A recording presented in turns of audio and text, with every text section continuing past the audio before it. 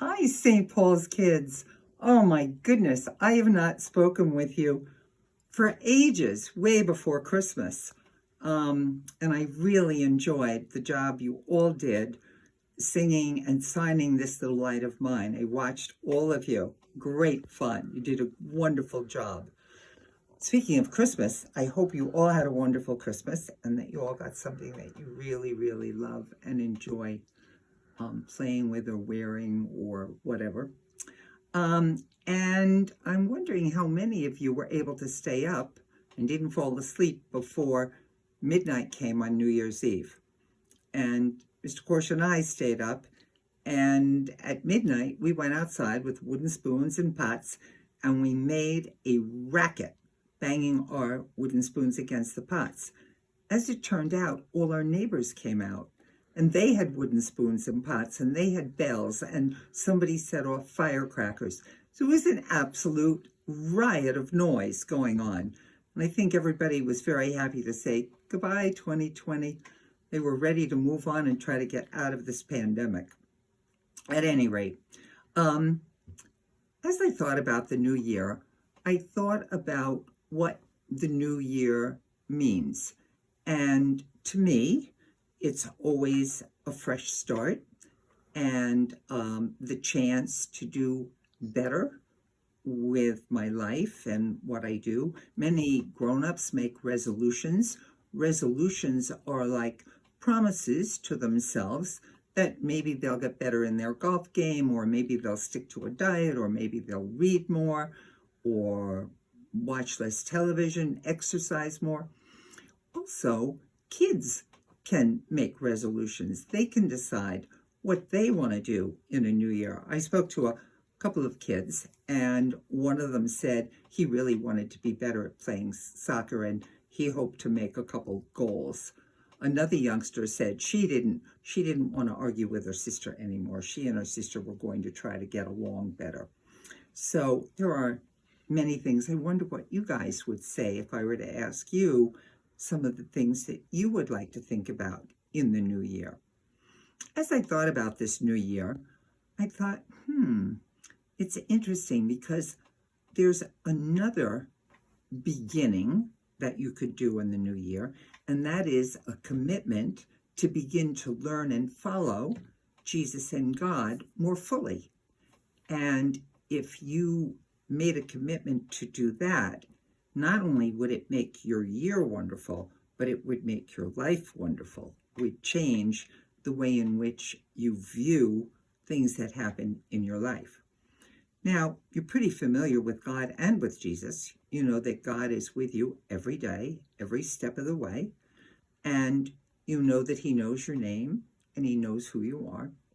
And if you commit to learning more, attending Sunday school, reading more, talking, reading the Bible with your family, you can learn more about Jesus and God.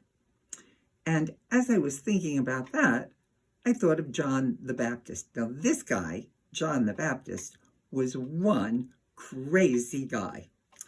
And I ended up last night drawing a picture of what I thought John the Baptist might look like. Now, remember, he lived in the desert, so he had no house, no bathroom, no running water, no clothing, no food, and his hair was long and kind of wild. He had a long beard. He dressed in camel hair, which was somewhat itchy, and hides from animals, and may have made sandals for his feet or walked barefoot. And he lived for quite a while in the desert by himself. He was a very solitary individual. That means he thought a lot, but he didn't have people around him. His friends weren't with him. And do you know what he ate? He ate locust and wild honey. That's how he survived in the desert. And eventually, he came to a town called Judea, which is not very far from Jerusalem. And you're familiar with Jerusalem. You've heard about Jerusalem. And he gathered people around and he talked to people about whether they were willing to repent. The word repent means to say, I'm sorry for my behavior, for something I did, that wasn't right. And often, when he finished talking to the people, they would say, yes, John, I am sorry. And he would say, then maybe you would be willing to be baptized and believe in Jesus. And anyone who believes in Jesus, Jesus forgives all the mistakes that they made.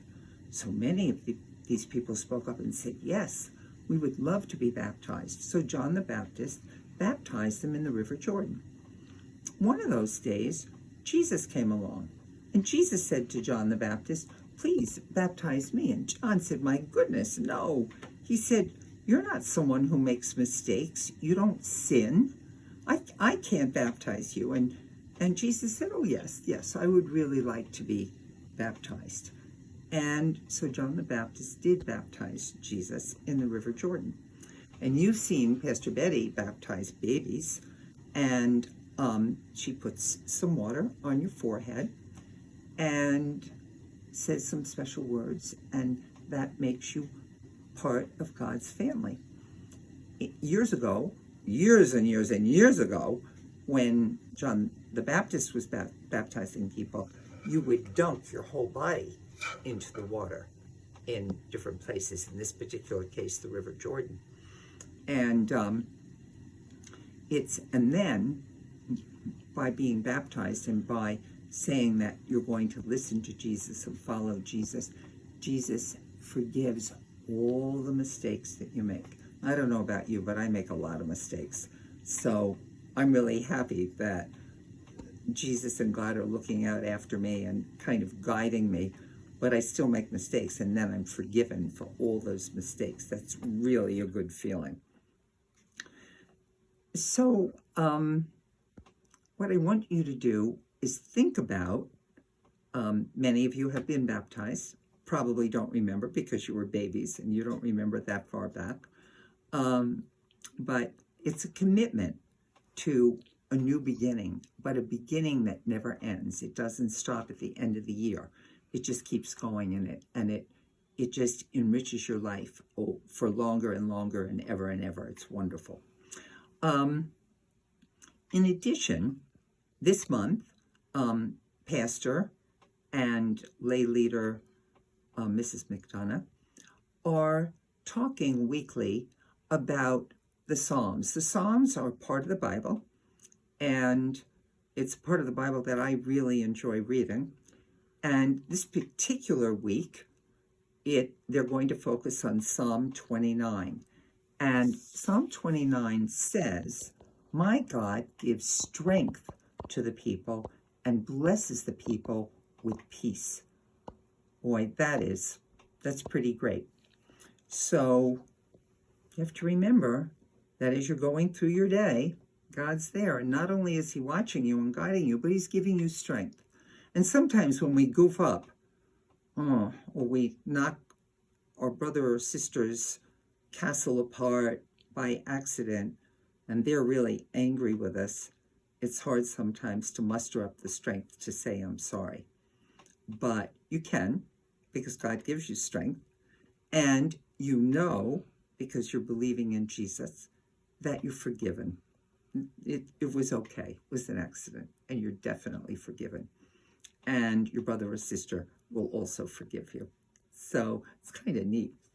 I have to tell you that we're still in the pandemic, so I still need you to wear your mask, wash those hands, keep socially distanced, be safe. And I can't wait to the day that we're all in church together. I think probably by the time I see you, you will have grown another foot. And it'll be fun to get back together again and kind of see one another and catch up. So be good. Remember this crazy guy. You remember his name? John the Baptist. And who did he baptize? Jesus. That's right. And as we walk our way through this brand new year, We'll try hard to do wonderful things and stay safe with the pandemic. And know I miss you. Know I love you. Know they love you. Who's they? God and Jesus. Absolutely. So until I see you again, be good. Bye.